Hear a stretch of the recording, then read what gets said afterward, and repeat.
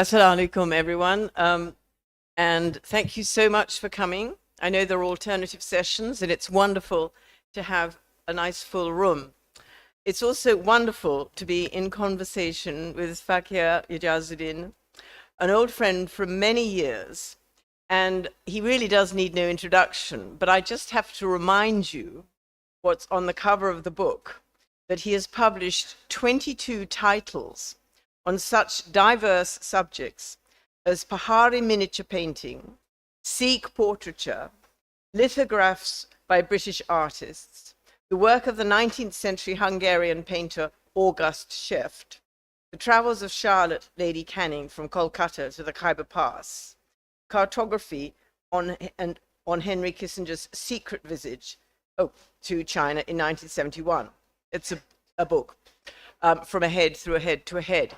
But I did not know that Aijaz, as we familiarly call him, is also a student of deltiology. Now, and he has given thanks to a fellow, I think one would say, deltiologist, for his assistance in producing this simply fabulous book. For those of you who would like to know and don't know what deltiology means, it is the study and collection of postcards, and it comes from the Greek deltion, which is a miniature from the word delton, which is a writing tablet. And I think we've all now learned something to start with. Can you hear me? I think this is good. Okay. Can you hear me at the back? So I think it's most unusual that deltiology is indeed the collection of postcards. And I don't know how many of us of the slightly older generation are part of that generation where whenever we went on holiday, we used to buy maybe 5 or 6 or 10 postcards to send to aged aunts, cousins, friends of where you'd gone on holiday. I certainly did, and unwittingly was myself a deltiologist because I was collecting postcards, because it's very difficult to then throw them away because they are reminiscences, they're pictures of where you've been or where your friends have been. And to my amazement, I found an album that belonged to my mother, who traveled from Australia in the 1920s. And she also was a deltiologist, although I never would have known, because in this album was the story through postcards of her arrival in England. And the first postcard was the ship upon which she traveled. And I was rather wondering what to do with this, but I now see it as a collection of a diary. It's a pictorial diary of the places she visited at a certain period in time.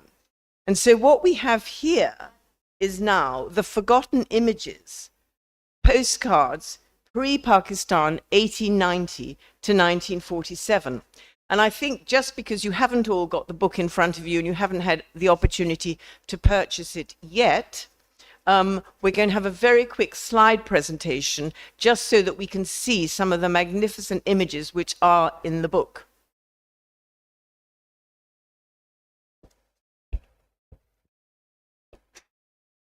Thank you very much indeed, Victoria. It's a great honor for me and a great pleasure because we go back, as you said, a long way, and probably not back to 1890 exactly, but nevertheless to some time ago. I've been a great admirer of Victoria's writing, and therefore it's a special pleasure. Do you want to shift your chair a little? Well, yeah, it might be easier. We'll just shift here so that everyone can see. Will you be able to see, Omar? Omar? I know, but we can't see you. Come here. Come and sit.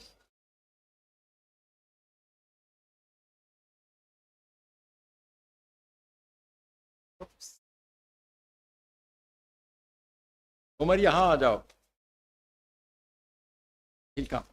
Anyway, I'm delighted that there are so many of you, and so many of you here on a subject which is quite obtuse, and that is on, as Victoria said, on deltiology. Now, I won't go into the history of it, but it is important for you to understand that this was the cheapest form of communication in its day. And one of the reasons why was that it didn't require an envelope, it didn't require any... sorry. Okay. Thank you. You can tell that Michelle is a media person. I'm not. So when I grow up, I want to be like Michelle. So postcards were cheap, but they were open, unlike letters, which had a little element of secrecy. So over the years, they became, because of their cheapness, they became very popular. And the number of postcards that were in circulation, let's say, around about 1980, 1890, put it in the billions, not the millions, in the billions. So, and they were printed in Germany, primarily, or the United Kingdom. Following the First World War, obviously, Germany was not acceptable as far as India was concerned. So local producers, local printers began a healthy market in the production of postcards. So let me just explain.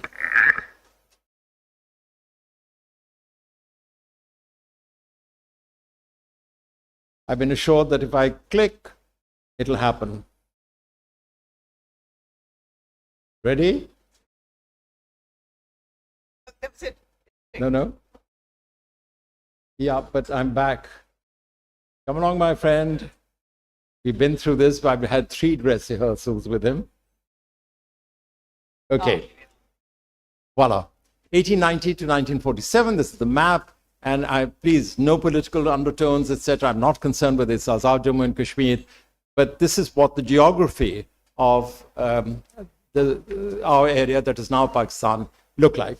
And in this, my reason for taking 1890 is because that was when postcards became popular and in the subcontinent. So, and it continues to 1947, because post 1947, then you have a different market, and most of the people who were prone to sending postcards had already left the country. All of you are familiar with postmen. They would come and deliver at your house, and this gives you an idea of the kind of postman in India on the left-hand side in Udaipur. But as you'll probably see, rather like polio workers, they had to have an armed guard with them.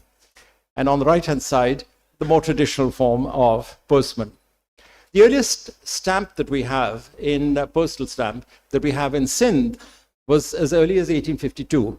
And this was called the Sindh dog. And it was really an impression done on wax. And this was then, so it's one of the rarest maps, rarest stamps, in fact, in the subcontinent. And then the earliest postcard, and because you're in Karachi, the earliest post office in Karachi was this one. Now, most of you are also familiar with the site that would appear for illiterate people who would then go to the local scribe and ask him to write. And inevitably, women also in Parda would go appeal to employ a local scribe. Now, it wasn't just for the poor. Postcards were also a familiar form of expression or communication between royalty. And I found this postcard, which was done by the Empress Alexandra, who was the wife of Nicholas II, the last Tsar. And she writes to her cousin, darling Georgie, Georgie being George V, and then says, I'm sorry, I would like to thank you, etc. And I'm sorry that we can't meet more often. And it's interesting because this was in 1905, and within another 9 years, then Russia was at war with the United Kingdom, and the United Kingdom with Germany, and they were all headed by first cousins. So we had Wilhelm II, etc., and the Tsar Nicholas were amongst themselves first cousins. Let's move now to Karachi, your city, and I'll give you some images very quickly of the kind of topography that existed here. Approaching Karachi,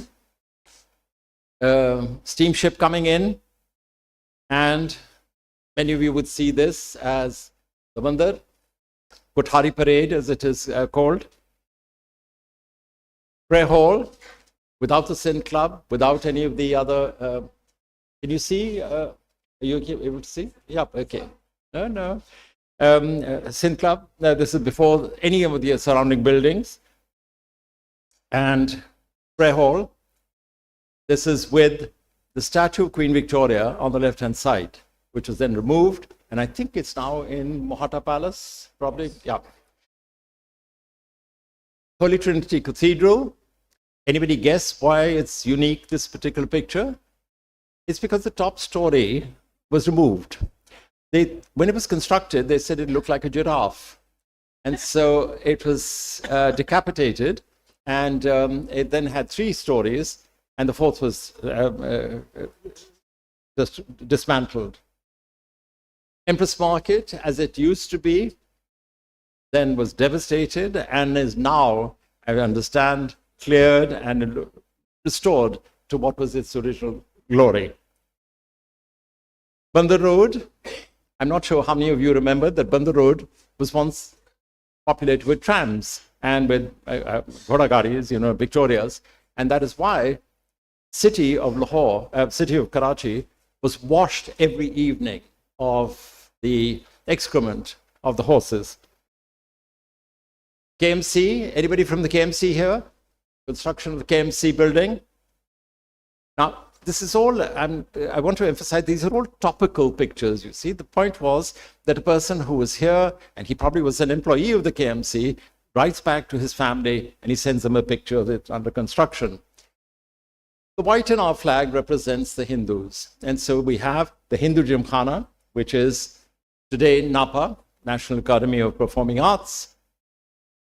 And if we continue on the theme of the Hindus, the Hindu temple at Manora, and the kind of devotee that you would expect to see there. Now, all of these were, as I've mentioned in the book itself, the point was that they all had to have a certain visual interest. So scenery, the more spectacular, the better. Monuments, the grander, the better. Events, the more contemporary, the better. People, the more picturesque, the better.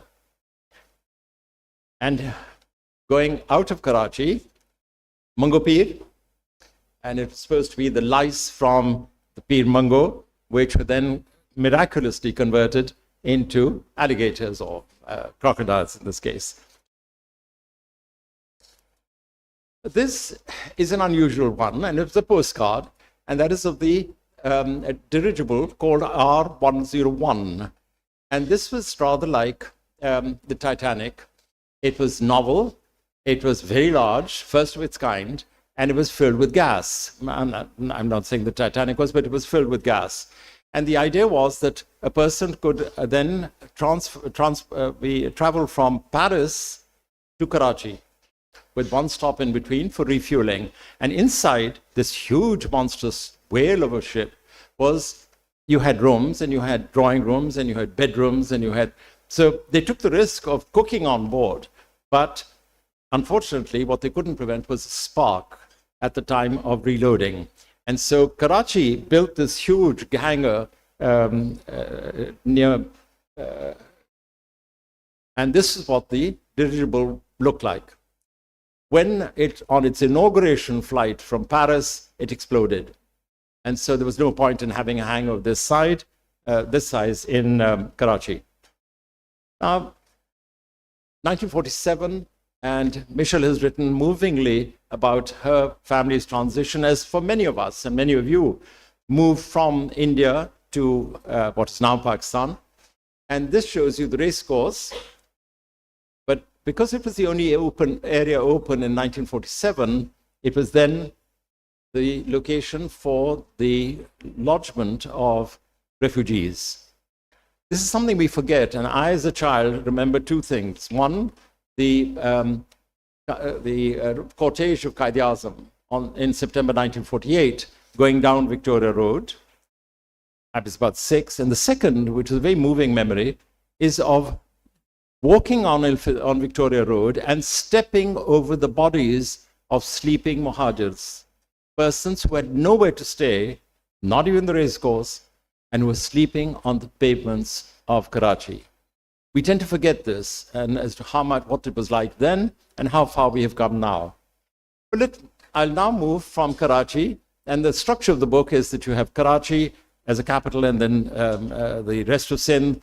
Then you have Lahore, Punjab, KPK, Peshawar, and then the rest of KPK, and then Balochistan. So let me quickly go to, this is the Fuleli Canal outside Hyderabad, and the tombs of the Emirs of Sindh. The Miani Monument to celebrate, at the time, from the British point of view, the Battle of Miani in 1843, by which Sir Charles Napier then made that famous remark, Pekavi, I have sinned.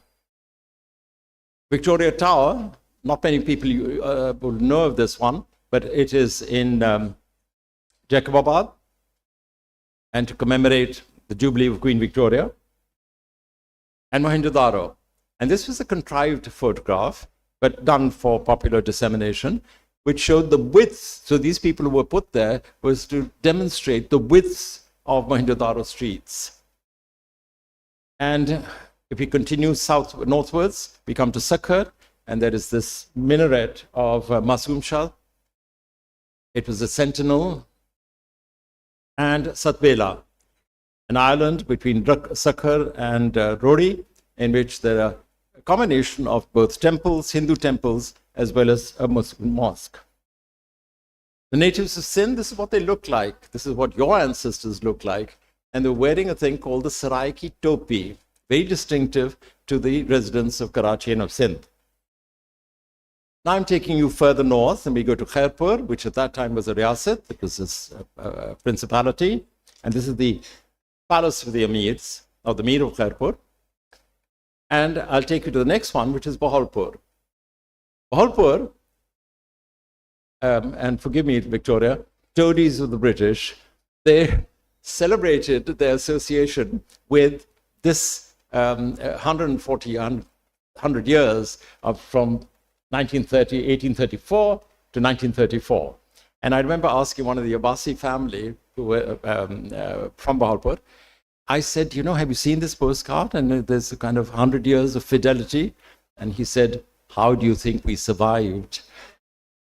So, Multan, a nice picture of the tomb of Rukn-e-Alam, but with the twist of having an English British army something. But what, if you look, they are being drawn not by horses or even by mules, but they're being drawn by bullocks. Now, all of these are, as I'm trying to demonstrate very quickly, are symptomatic of the kind of views that were extant at the time, but also those which were of interest to people in the United Kingdom, Germany, France, wherever the people came from, but back in the families, of interest to the families. Lahore, have a nice time. And this is an early postcard of Lahore. My alma mater. Anybody from Aijazuddin here? Yes? No? Okay, sorry for you, Yad. Anyway, for those who didn't go to Aijazuddin, but this was built in 1886. I was the principal there for 3.5 years. I was a student, principal, and then later my son, or rather, in between, my son also went to Aijazuddin. Done in 1886 for the princes of the Punjab, and now is, I hope, thank God, it's far more democratic in its admission. The tomb of Anarkali, shown at the time when it was the first cathedral of Lahore. So you will see at the top a cross on the dome. That cross was removed, but inside the tomb of Anarkali, the cenotaph has been shifted from the center, which is where it should be, to the side. And it was used as an altarpiece by the British.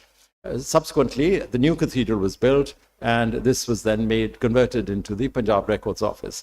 But as a kind of humiliation, Anarkali's tomb was called St. James's Church, named after a male saint. The late film director, Shyam Benegal, he made a very interesting observation. He said Anarkali was not one of the Kanizas, one of the dancing girls who had made a pass at Jahangir, because that was to be expected. And I mean, that was what she was there for. He said the reason for this kind of punishment was because she was one of the younger wives of Akbar. And what he could not countenance was the fact that his son was having it off with one of his younger wives. And that is why this particular form of punishment was, sorry? Anyway, you're also remonstrating? All right. Well, the Badshahi Mosque, an early postcard. Now, it was intentionally done as watercolors. And then subsequent printers would use the same image, but add their own Eid greetings on top. Wazir Khan's Mosque, one of the glories of Lahore, it's called a University of Design by Lockwood Kipling. And if you wanted to tour Lahore, then you had a choice of two. One was the Hackney carriage, and third class and second class. And the second class was 6 annas per hour. And the church that you see in the back is behind what is now the State Bank. And I came across this very interesting postcard which showed the arrival of missionary nuns in Lahore. And they come on a bullock cart. And it was a particular Franciscan order which sent these nuns out here. Then, as I mentioned to you, the cathedral was shifted from Anarkali's tomb to the present cathedral, designed by Sir Gilbert Scott, and the Lahore High Court. And in the lawns adjacent to it was the statue of Lord Lawrence, Sir John Lawrence, and this famous inscription of, "Will you be ruled by the pen or by the sword?" What he didn't foresee was that in modern Pakistan, we would be ruled both by the pen and by the... This is a view from the Sheesh Mahal of Maharaj Ranjit Singh Samadhi on the right-hand side, constructed by my ancestor in 1839-49, and Badshahi Mosque on the left. And then the entrance to the fort, Alamgiri Gate. And within the Samadhi, we had a cupola designed by Bhairam Singh Mistry of Queen Victoria to commemorate her jubilee, but it was completed in 1904. It remained there for a number of years as a centerpiece, focal point in Lahore, epicenter of Lahore, until in the 1950s, there was a movement against this. And so the statue was removed. So Sikh Transit Gloria, Sikh Transit Victoria. So she was put onto this cart and taken to the Lahore Museum, where you can see her today. Ignominious. Now I'm taking you northwards towards Pindi, and here are some images, the Nachghar dancing hall, and this is now a club which is run by the army, but it was at one stage the Royal Pindi Club, and a statue of Queen Victoria facing the church. And this particular statue has an interesting history because that is what it looked like in 1947, pre-1947, in this time, 1910. And this is what it looks like now in the forecourt of the British High Commission. The reason is the arms were removed, and when I saw it, Nicholas Barrington happened to be High Commissioner and looked at it, and I said, you know, it reminds me of somebody. And he said, who? I said, well, Benazir Bhutto, because Benazir in her first government, you'll recall, used to wear a chadar so she did not have to shake hands with anybody. And she looked like the armless queen. And so I did this, and then when Her Majesty came in 1997, I presented her with a copy of the book, and it happened to have this title. And so she looked at it and said, and Prince Philip said, you saw it at the High Commission yet? She said, of course I saw it, I remember. But High Commissioner never put arms on that statue because you'll destroy the title of his book, won't you? So, Murray, let's move northwards even further. Murray and what was an early view of Murray. The mall was at what's called the lower Topa at the moment. And when there was a fire in the 1920s, then all the shops were removed and taken higher, and you can see they're now adjacent to the church. And this is the church which dominates the topography of Murray.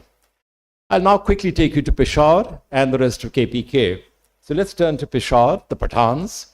And this is a card which showed the various types of Pathans, because they were intriguing as, you know, the ones in the northwest, the barrier between in the Great Game.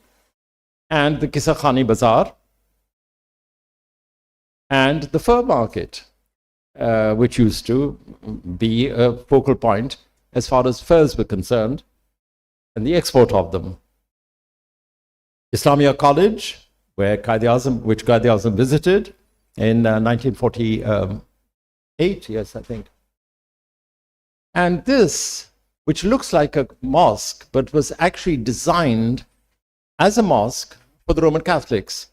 But because the Roman Catholics at that time came from a lower class, if you like, so they were converts, and so they had to be given a monument, a building to pray in, which looked like a mosque, right? But it was a facsimile, if you like. But inside was the church. So this is one way of fooling the masses. Jamrud Fort, famous, built by Akbar, etc., and a bulwark against invaders from the north. Khyber Pass, convoy of camels coming through. And this particular one, which I think is lovely, that it's absolutely forbidden to cross the border, right? It's still true today. And here, Peshawari Pathan lovelies, okay? But you can't have women like this and not have somebody peering in, looking at them. Quetta and Balochistan, the rest of Balochistan. These are significant because there was this famous earthquake in 1933-35, and many of the buildings were destroyed. So the images that you'll see here now are valuable because they show the buildings as they were. And this one, for example, is of the High Court, the court and the Treasury buildings, gone. Another one of Sandeman Hall, gone, to commemorate Robert Sandeman. And this was what the railway station was like immediately after the earthquake. This was not a natural disaster. This building was subject to a man-made disaster. When my wife Shahnaz and I went to see this building, this one, trying to trace it, we discovered that it had been knocked down because the army had felt that this was now obsolete. And so they built a huge, spanking new, ugly building in its place. And what was cruel was that this particular,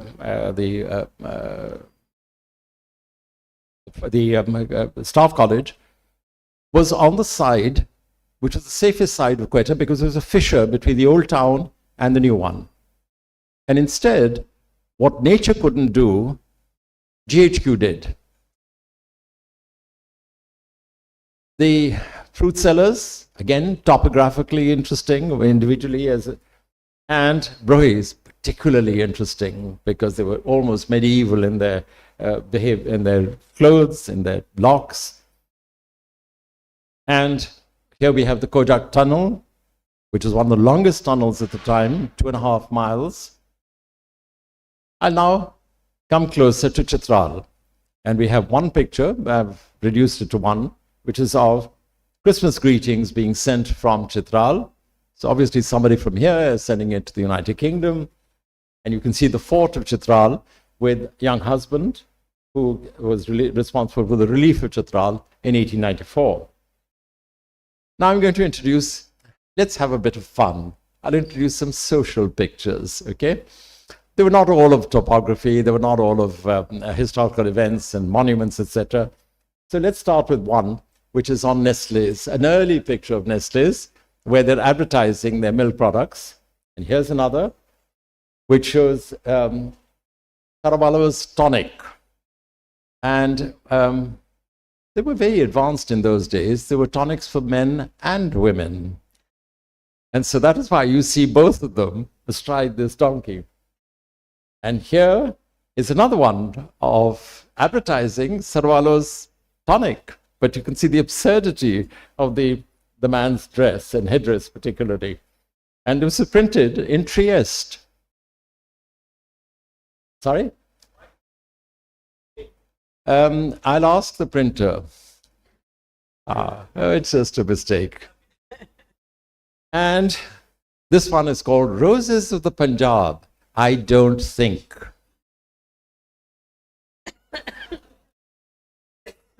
Now, two images of two dancing girls. One of them from Karachi, and they were called Miss Badua Jan of Karachi. And it was a name which was applicable to many dancing girls throughout the northern India. But this one was then adopted by this particular person. And I thought it was rather nice that these two ladies, who were obviously very popular and famous, should have been included and immortalized in these postcards. And here we have an image of what is called a beggar, a Pathan beggar from the northwest. But to show that this kind of vanity was not restricted to beggars, I thought, rather than showing you another picture, I copped out with this one. I could have put another picture which showed people with a lot of medals, but I want there to be freedom after the speech. And this lovely picture of a Pankhavada, and he's lying on the ground reading, and his foot is attached to the string, which in the next room is attached to the pankha. And so he keeps pulling it on that string and then provides some kind of ventilation. Let me conclude with, I mentioned to you earlier that I was witness to Quaid-e-Azam's funeral, and this was a postcard which commemorated, it's slightly beyond 47, obviously, 1 year beyond, but this one I've included quite deliberately because it was topical. And it showed you here all of the personalities, primarily male, who were associated with the Quaid. And on the right-hand side, in the corner, you can see Fatma Jinnah, Miss Fatma Jinnah. But I'm including this because even Quaid-e-Azam would not have appreciated being taken to his last resting place on a tank. He actually went, it was on a cortege which was pulled by naval officers, but I can't help feeling this is a kind of foretaste in 1948, a premonition of things to come. So let me end here, and Victoria, back to you. So this is a brief introduction of the kind of things, images.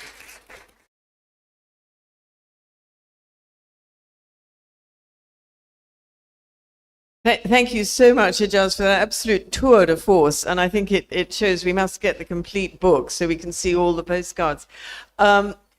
You've answered some of my questions, but I've still got lots more to come.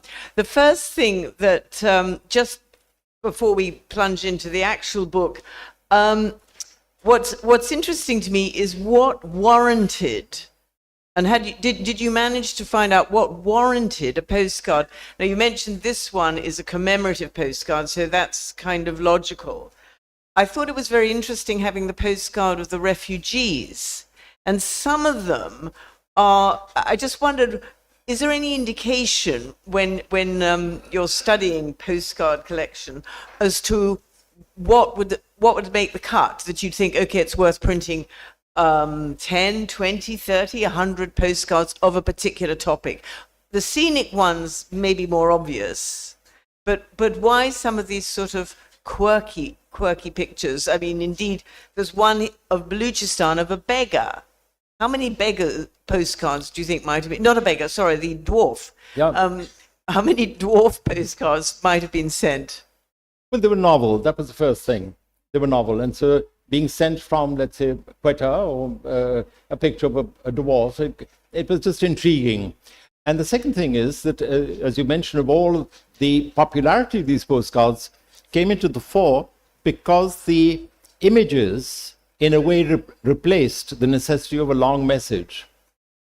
And so initially, you had the blank on the back, the address on the front, and you could continue the message in the front. But after a while, they realized that if you sent a picture, then all you needed to do was to describe, have a brief message that was being put along with the address, and on the back would be this picture. The imperative was, and I suppose the novelty was, to send pictures which would intrigue the addressee. So yes, they could have sent pictures of Pathans or Balochs, as the case may be, but to send one of a dwarf, or to send one like that one of the the beggar with all the medals, I thought was rather fun. And if a person received it, they'd have a laugh looking at it. Yes, but obviously, I mean, postcards started, as you said, by becoming a cheaper form of sending a message. But obviously, then to have the picture, that must have upped the price. So do you think it became more of a fashion, a sort of a fashionable to send a postcard? It was a memento. It was a memento, and I think we've discussed this, where your mother sends a postcard of the ship that she was traveling on. So the person receiving it would have an instant connection with that. And the same as today, all you have to do is to pick up a phone, and messages would be communicated within seconds. All right? So yes, you've mentioned in the introduction that the postcards have now been replaced by WhatsApps. WhatsApp, absolutely. Which is absolutely. And our pictures, I mean, it's live, it's on real time. So we take pictures and immediately they're being transported across the world. Postcards took a little longer, but nevertheless, they had the same purpose, which was to create a communication, a bond between the addressee and the sender and the addressee. Now, you started collecting postcards in the 1990s. Mm-hmm. That's, say, 30 years ago. What gave you the inspiration that, I mean, you might think, well, you've got a collection of postcards, but what made you think to turn it into this magnificent book? Well, there's a commercial reason for this. I began by collecting miniature paintings, Indian miniature paintings, and as a result of my research, but researches of other scholars in the field, they became pricey. And so I couldn't really afford miniature paintings as such, and I come back to Pakistan. So I began collecting lithographs, which were cheaper at the time, British lithographs, and old photographs, etc., because they were, as I've said, comparatively cheaper than miniatures. And they were still, the prices were going up. When they became too expensive, then I said, now what? And so postcards. They were quite cheap, and I'm embarrassed to say how much I paid for each one of these. Most of them are from my collection, mine and my wife's. So it really was an economic issue for me. And it was just whenever we were going abroad, you would go to a little flea market or something, or go to one of these dealers, and they'd have a batch of postcards. Sometimes, and I have to pay tribute here to a gentleman called Bob Scholes, who's I've mentioned in the book. He was a librarian in Ealing, and he lived with his mother. Every year he'd come to Lahore, and he would dress in a salwar kameez with chappals, and he'd carry a bag, and he lived in Lahore Hotel, room number 3. I still remember it. And he would just wander around and take pictures and collect ephemera, etc., and he'd take it back with him. I was at the society, the Pakistan Society, where your mother had arranged an exhibition, talk, and I was expecting him to be there, but he wasn't. And so then I went across to his house, the first time I'd been, and it was in the middle of somewhere at the end of a long row of suburban houses. I went to see him, and by this time he had dementia. And he said, I'm sorry I can't offer you tea because I can't be trusted to put the gas on. And then he showed me his books and postcards. He and I have been collecting over the years and exchanging postcards. So he said, take them. And I said, no, I can't just walk up. He said, no, because I know what's going to happen. I'll fall ill, and my nephews will just throw them away or sell them, which is exactly what happened. They sold them by the pound, all his books, etc. And so his postcards, I bought a bulk of them, but they were, it just happened to be on Pakistan. He was also a collector on Indian postcards. But it's mainly from bookshops. The Russian Empress, that was from auction, was That's it? from the Royal Collection. Oh, that's from the Royal Collection. Because it was sent to George V, later George V. And so it was part of the Royal Collection. And Queen Mary had kept it because it was so intriguing that her cousin, or her husband's cousin, is writing from Russia, saying, I'm sorry we can't meet, but but here's a postcard, and and that's it. I mean, the Empress of Russia, who is sending a postcard to her cousin in London, in Windsor. Yes, but then the inspiration that you thought this would make a book. Oh, That came later? Yes, and primarily because this audience is really what you are the ones, if you like, I'm the sender and you are the addressees. So my purpose was that they should be shared, not just retained by me and my family, but they should be shared with a much wider audience, and which is really why the genesis of this book. So that's, yes. No, well, Yeah. it certainly gives us an idea what to do with all those postcards that are sitting in a bottom drawer that we've accumulated. Because not only did one send postcards, but it was a habit to buy postcards of Wherever a place, you were. wherever you were, or you buy 4 of the same, send 3, and then keep 1. Because it was an early photographic recollection rather than take the photograph. Now, in your collection, what real surprises were there? I mean, we've got a lot of scenic ones and some of the humorous ones. Did you find, as you were compiling it, some photographs which you thought, well, that's very surprising why that was made into a photograph? Yes, in a way, but one has to accept that many of these, the subjects that were chosen, were for their novelty value, right? And so what did surprise me was in certain cases, what was precious to me was the fact that the monuments were no longer there, the buildings were no longer there. And that is what gave them, in my mind, a rarity value as such. Yes, so I mean, I think what we would learn, especially now looking through the book, because you've done a lot of the work for us, you've put it according to region and according to city, is the dramatic differences. You've got one here which shows what was in place of the Zenab market. And before people were taking photographs, if they were having postcards made and then sending them, it was an early way of showing what the areas looked like. Absolutely. Like, for example, the early pictures of Frere Hall, those would have been sent because somebody's in Karachi and they were probably living in Napier Barracks, etc. There's an early one of Napier Barracks, which I wanted to share with you, but posted in Napier Barracks, and therefore he sent one of the nearest building, which was Frere Hall. So that kind of, and the messages, which are revealing in their own way, are precious.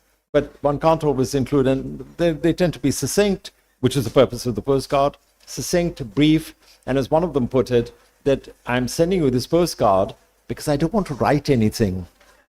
And so the picture he was hoping would then substitute for the message. Now, you've got very clear dates, Ijaz. The start date of 1890, is there particular significance for that? Yes, because the earliest postcards that which appeared in Germany first, and in the United Kingdom, and then in India. So the earliest ones we have are reproducing photographs would have been done in the 1890s. And so the earliest one that I have in this particular book, in fact, dates from 1890. So we can't go beyond that because they were not extant at the time. They're not extant. And you particularly decided it's pre-Pakistan, but it's the Pakistan region, but you end, with the exception of 1948, you end primarily with 1947. Because people weren't traveling so much, or you've got a different clientele sending, you haven't got the British have gone.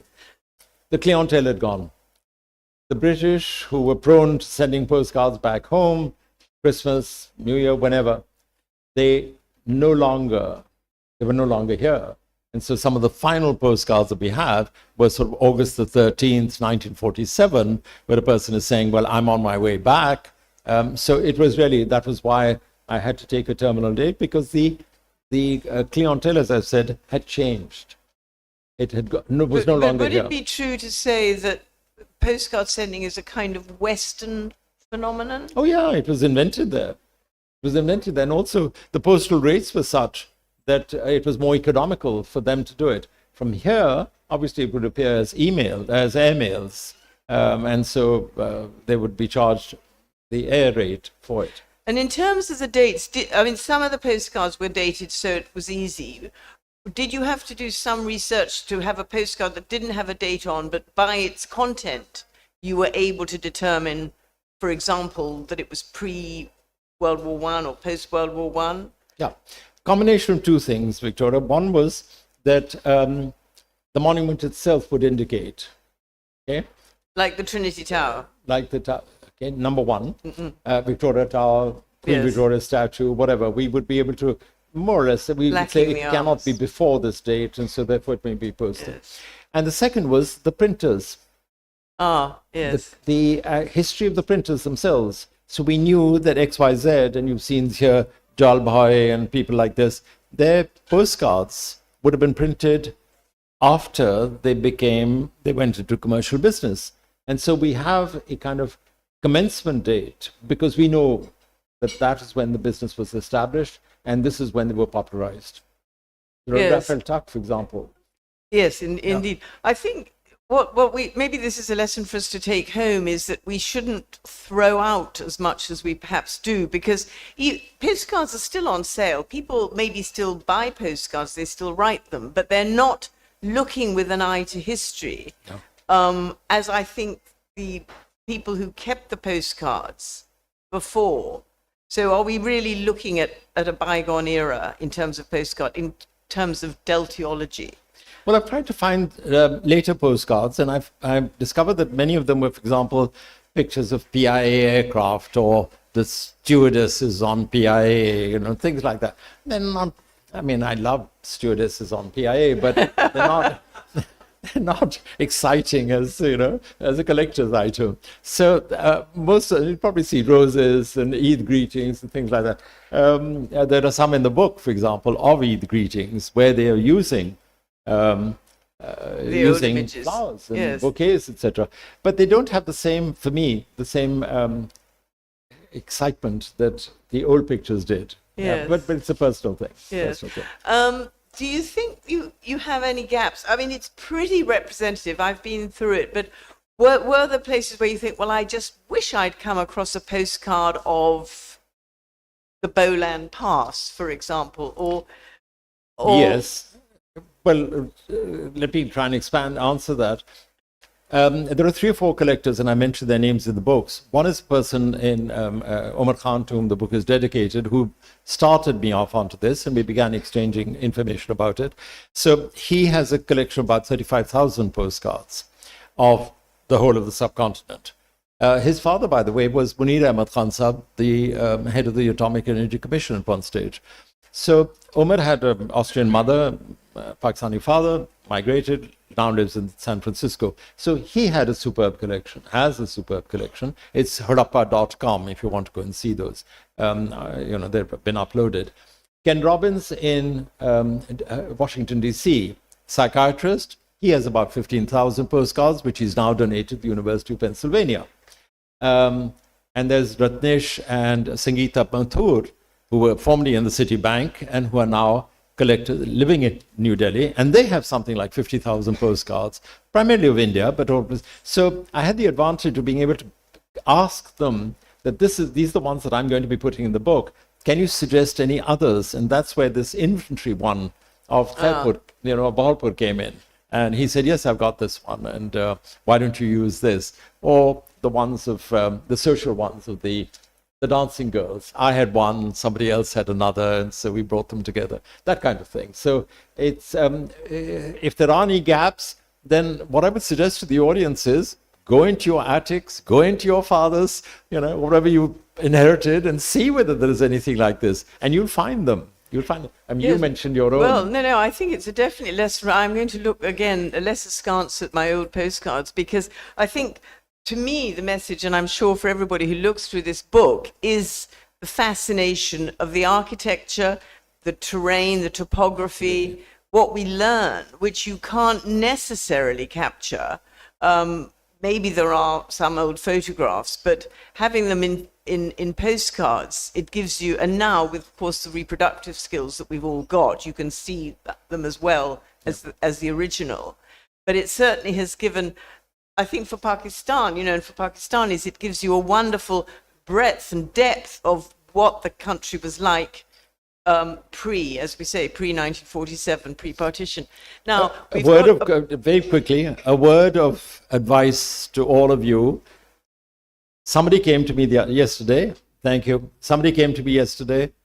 They think we're about 10 years old. they keep bringing a thing saying 10, 15 minutes, 10 minutes. I mean, for God's sake, I know that, we have been talking of, making presentations for the last 40 years.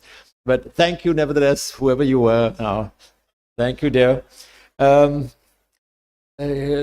wanted to mention, I was standing at the Liberty bookstall, and a man came up to me and said, sir, I was so moved by your book. And I said, why? He said, because I rushed home and I discovered that my albums, my father's albums had been eaten away by termites. And so they're gone. And so the reason I'm appealing to all of you, and I'm happy that there are so many of you, is please go back and see. And if you do come across any, just get them, because this is a precious treasure trove of our past. And in addition to which, the messages which are written, it's the postcards, but also the messages which are written. It's frozen in time. As a historian, I would say it's always of interest. What were people writing at that time? And you don't have to go through a lengthy letter. You've just got a short postcard. Absolutely. So being concise. Now, I'm sure we've got some questions. We've got about 10 minutes left, I think. Yes, 2 questions here. Do we have a mic? Roving mic. Well, Samin, why don't you start? Ladies first. Yes, Samin. Samin is a dear friend of mine, and she's married to another dear friend. And thank you, Ijaz. I really enjoyed your session. I'm glad I made it. A provocative question. Of course. This is from our time, but now we're living with the Z generation. And the Generation A, we've learned. As well. Alpha generation, right? Yeah. What would be your advice for them? Because 50 years from now, AI might take over and maybe change all the images. So what is your advice to the Alpha and Z generation? What should they be preserving for like 50 years from now? Because everything might be changed by then by AI. Yeah. What they need is a reliable USB and hard disk, an external hard drive. Because I have that problem. What do you do with all these images and the communications that you've got? And the only answer is that you store them as safely as possible. But even there, you drop a hard disk and that's it, gone. So we are mortals after all, and as are machines. Well, as we know from research, you're only as good as your research, and there are gaps. I mean, there are bound to be gaps. This gentleman. Yeah, Ijaz Sahab, you have shown so many postcards. In one of the postcards, a huge hangar. At that time, local people call it the Kala Chhapra. Kala Chhapra. And it was a very good facility, gas filling facility for the balloon. And until 1970s, Kala Chhapra was there. But it was very hurriedly dismantled. It was a national heritage. And like that, many national heritage in Karachi, now they are destroying. And Kala Chhapra should not have been destroyed. Because it was a very good facility, gas filling facility. Now people of Karachi need gas filling facility for the gas, scarcity of the gas. Let me answer your question very briefly. I agree with you. Titanic should not have sunk. It's hypothetical now. Yeah. Well, except that, Titanic is very sorry. This gentleman here. Have you got the mic? 8 minutes, the mic. Thank you. Several postcard brief for 47. And I just was amazed how the art of writing the postcard and using every blank inch of it. And that was really amazing. So I don't know what I have to do with those cards, but they are pre-48. Give them to us. Yeah, I mean, why are you asking? Please. I'm asking that... I mean, today that's why I came here, just to know what we have to do with those cards. Yeah, but don't throw them away. That's the first thing. So, and keep them safe from termites. My question is, who will be interested after me? Me. Oh. I mean, obviously, how much more do I have to appeal to you? Okay. We will see. We will see. How much more?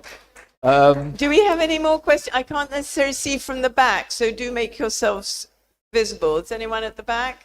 who'd like to ask a question? Good. Well, it can't have been that clear, but thank you. I think anyway. you've been very, very thorough. It's unusual to end a session early, but does anyone have anything more they'd like to? No. I think it's been a fantastic session, and I'd like to thank Ijaz, because I do believe it's actually made us think again about those postcards and what's written on them, what they represent. And I'm just going to conclude with reading this last paragraph to your introduction. Although pictorial postcards are now history, their historicity, one of those difficult words, how does the Yeah. BBC pronounce historiosity? I had to look for it. Remains. Although replaced, they provide us and future generations of Pakistanis an invaluable record of buildings, landscapes, events, and people. I think that's an excellent testimony to why we should buy the book, keep our own postcards, and a concluding question. It's not as much a question because the presentation was very inspiring and very thorough. My only suggestion for people like me who have a abysmal small collection of postcards, and certainly not before 47, and for others, if there is a website or some like a virtual library that can be created, then we can possibly not Well, only pass them to you, but it can be archived with the credit. absolutely. Well, I would. There were two websites which are referred to in the book. One is harappa.com, which is in San Francisco, operated from San Francisco, and the other one is Picturesque India, which is done by Mathurs in New Delhi. So there are websites that have this, and if you want to upload them or you want to get more images, they're the ones I would recommend. For you, it should be credited to you to create this sort of, as a legacy and testament to your work. I would prefer to, pass on my. Well, certainly, legacy. sir. As soon as I get out of this hall, that's the first thing I'm going to do. Well, there are some books available, and I'm Yes, sure and I'll be Ijaz doing- will be happy to please. sign them. Michelle wants the question. And yeah. Michal. Yes, again, it's not a question, but I think, like this gentleman, I really want to salute you, Ijaz Sahab, not just for this work, Thank you. but for all your work in so many areas over the years. Because you are a true scholar and a true polymath, and you've done such a service to the country and to all of us with your eye and your attention to detail. And in this work, you've made me think about, I never thought of postcards as a historical source. So, Victoria, you're right, you've made us think. But your body of work speaks for itself, and I just salute you for everything you've done. Thank you so much indeed. It's very generous. Well, To hear, it's lovely to hear an obituary while you're still alive. I'm going to end, with your permission, and we've got a couple of minutes, with a story of somebody who came up to me and said, Ijaz Sahab, you write books? I said, yes. How many books have you written? I said, how many do you think? And she said, 3 or 4. So I said, no, a few more than that. And she said, oh, how many? And I said, 23. Oh, she said, on which topics? So I said, well, number. And, Victoria's mentioned them, so I won't repeat them, but cartography, history, art, miniature paintings, etc. Oh, she said, and forgive me if I say it in Urdu, but she said, oh, मुख्तलिफ मौजू. तो मैंने कहा, जी हाँ, क्या आप एक मौजू पर तवज्जो से काम नहीं कर सकते? Can't you concentrate on one? So, with that, thank you for your appreciation and thank you for your presence here today. Thank you very much for being in conversation with Aijazuddin.